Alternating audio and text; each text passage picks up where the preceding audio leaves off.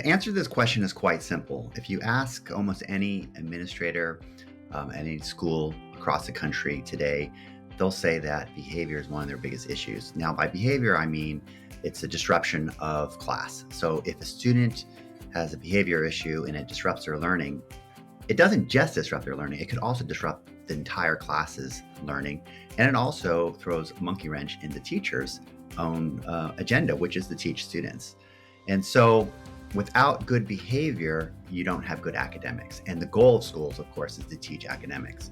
Now, our approach to this is quite simple.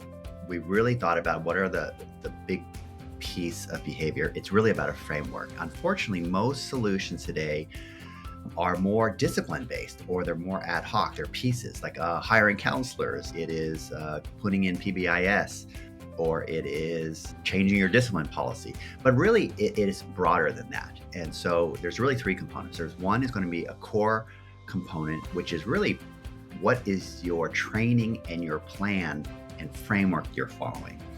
When you have that in place, that makes a huge difference because everyone is on the same page. You have the same definitions, you have the same idea of what's a minor offense, what's a major offense, what are indicators, and everyone can start working towards the same goal of making sure there's a positive school environment, right? So that's the first part.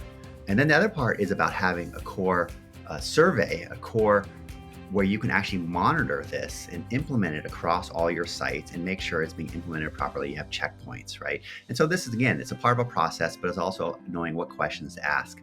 And a lot of times, again, I would argue that a lot of the what people are implementing today is more piecemeal, right? They gravitate towards a piece rather than thinking about the broader framework.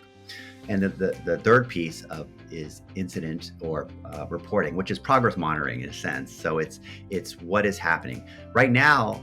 There's some incident reporting, but it could be a sticky note. It could be a referral. It's a paper process. And so we're going to be using technology in that regard. So as a company who does hardcore precision diagnostic, it made a lot of sense for us to do this because we are working with at-risk students. We are helping schools turn around their academic programs. We have one of the best solutions out there, and our assessments are highly computer adaptive, very complex. So for us to create a technology piece that progress monitors and a site survey, the technology part for us is simple. The harder part was actually having the expertise, but we have that now with our team. Dr. Boss, who is running our entire consultative services department, as well as the partnership success, which includes trainers and customer support. It makes a natural sense for us to now start doing this for our customers and taking them to the next level in behavior because it is a part of academics, right? So that's why. Now, what's the next step? So if some of you are thinking, well, I'd love to get started, it doesn't have to be that complicated. Reach out to Dr. Boss and team. We have a QR code or a link in the description. You could reach out to us, and the first thing may be just having a conversation.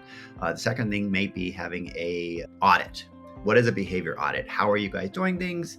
What do we think is some easy wins you can do to change stuff? What can you do to get to the entire framework if that's what you want to do? All right, so it's not that difficult. Reach out, have a conversation.